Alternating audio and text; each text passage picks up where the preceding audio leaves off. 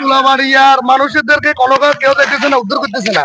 এখানে মানুষ অনেক কষ্টে আছে। সেউরিয়া তুলাবাড়িয়া, ফেনী সেউরিয়া তুলাবাড়িয়া কয়েকটা বোট দরকার, মানুষের খানা নাই, তাদেরকে একটু সহযোগিতা করুন সবাই। এখনো কি ওখানে কোনো উদ্যোগ তৎপরতা চালানো হয় নাই? নাই, কেউ যায় নাই।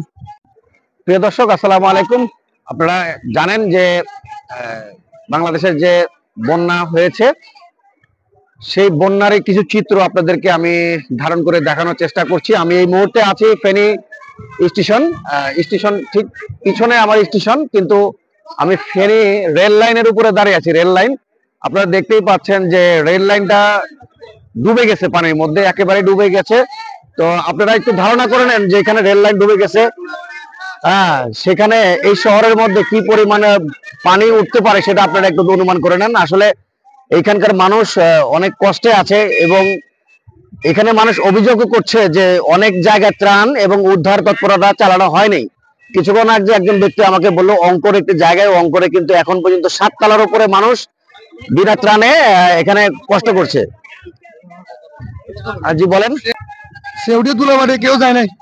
তো আপনারা ইতিমধ্যে শুনছেন যে এখানকার মানুষ যে অভিযোগ করেছে, সেই অভিযোগগুলো কিন্তু অত্যন্ত খুব স্পষ্টভাবে উনি ওনার অভিযোগ প্রকাশ করেছেন। সেটাকে কিন্তু আপনাকে শোনানোর চেষ্টা করছি। তো আশা করি এখানে যারা স্বেচ্ছাসেবক হিসাবে ত্রাণের তৎপরতার জন্য কাজ করে যাচ্ছেন, এখানকার জেলা প্রশাসকের মহোদয়ের মাধ্যমে যারা কাজ করে যাচ্ছেন সবার দৃষ্টি আকর্ষণ করছি, আপনারা অতি দ্রুত আপনাদের যা কিছু আছে তাই নিয়ে আপনারা সেই সুবিধা বঞ্চিত মানুষের সহায়তার জন্য অবশ্যই আপনারা পৌঁছে যাবেন। বাংলাদেশের অনেক স্বেচ্ছাসেবী সংগঠন কিন্তু ইতিমধ্যে কাজ করা শুরু করে দিয়েছে। তো আমরা চাই যে বাংলাদেশের প্রতিটা ঘরে, প্রতিটা মানুষের কাছে যেহেতু ত্রাণ সামগ্রী এবং তৎপরতা চালাতে পারে, আমরা সেই প্রচেষ্টাই করি। আপনারা দেখেন, একটা বাংলাদেশের রেল লাইন মানে রেল স্টেশন যদি পানির এতটুকু নিচে থাকে, তাহলে এই শহরের বিভিন্ন অলি গলি এবং বাসা বাড়িতে কি পরিমাণ পানি গিয়েছে সেটা আপনাদের অবশ্যই ধারণা হয়ে গেছে। তারপরে অনেকেই কমপ্লেন করছে যে আপনার খাবার এবং উদ্ধার দুইটাই কিন্তু ব্যাহত হচ্ছে। এখানে বিভিন্ন পরিবারের যে শিশুজন আছে, শিশুদেরকে কিন্তু খাবার কিন্তু অনেক সংকট দেখা দিয়েছে। তো আপনারা যতটুকু পারেন শিশু খাদ্য সহ, শুধু বড় মানুষের না, শিশু খাদ্য সহ আপনারা এখানে চলে আসেন ফেনীতে। ফেনীর অবস্থা খুবই খারাপ।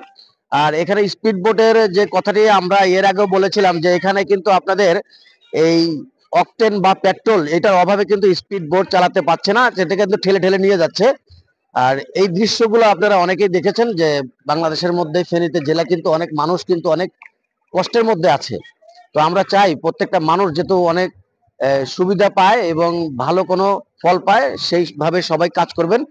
আর জেলা প্রশাসকের মাধ্যমে আমি আবারও আপনাদের কাছে একটি বার্তা দিতে চাই, জেলা মহোদয় আপনি সুন্দরভাবে অতি দ্রুত একটি সুন্দর একটি নির্দেশনা দিয়ে সবাইকে কাজ করার অনুমতি প্রকাশ করুন, যেহেতু তারা সুন্দরভাবে কাজ করে এবং সঠিক জায়গায় পৌঁছে যেতে পারে। মানে আমাদের এখানে যারা কাজ করছে ইতিমধ্যেই, এর মধ্যে আমরা জানতে পারলাম যে অনেকেই আপনার একই জায়গায় অনেক মানুষ গিয়েছে। তো একই জায়গায় যদি অনেক মানুষ যায়, তাহলে যেখানে যারা পৌঁছাতে পারে নাই তারা কিন্তু সুযোগ সুবিধা থেকে বঞ্চিত হচ্ছে।